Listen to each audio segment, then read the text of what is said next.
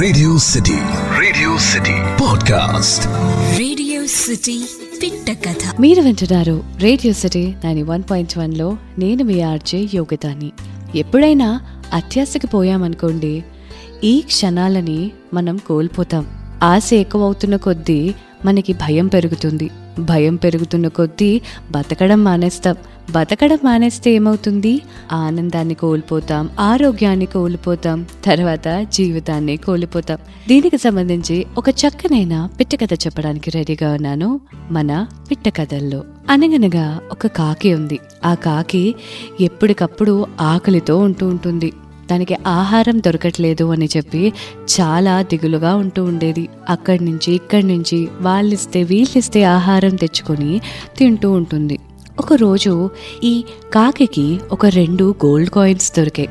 ఆ gold coins చూసిన ఒక మనిషి, నాకు ఒక గోల్డ్ కాయిన్ ఇస్తే నీకు ఒక 6 నెలలకి సరిపడే ఫుడ్ ఇస్తాను అని చెప్పి గోల్డ్ కాయిన్ తీసుకొని ఆహారాన్ని ఇచ్చాడు.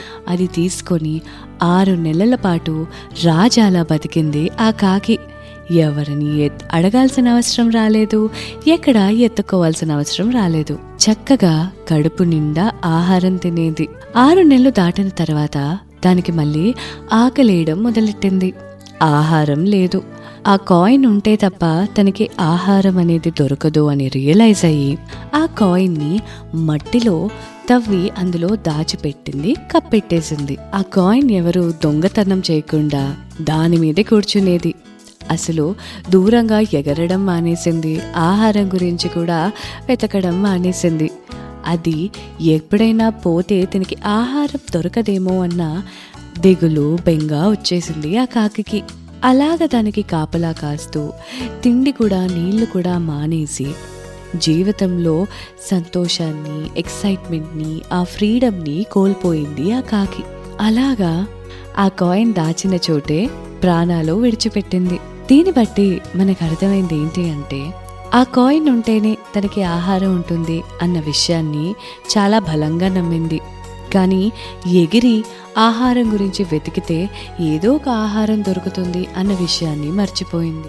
అలానే ఆ కాయిన్ ని కాపాడుతూ తిని బతకడం మానేసింది. ఆ కాయిన్ ఉంటే 6 నెలల పాటు ఆహారం దక్కుతుంది అన్న అత్యాశకి ఆ పూట తినడం మానేసింది. అందుకనే చెప్తాను, ఆశ ఉండొచ్చు, అత్యాశ ఉండకూడదు. జీవితంలో బతకడం అందరూ నేర్చుకుంటారు, కానీ జీవితాన్ని జీవించాలి. అది కూడా ఒక ఆర్ట్. డబ్బు, సంపద, వీటి గురించి చాలా మంది అతిగా ఆలోచించి ఇప్పుడున్న ఈ క్షణాలని కోల్పోతారు.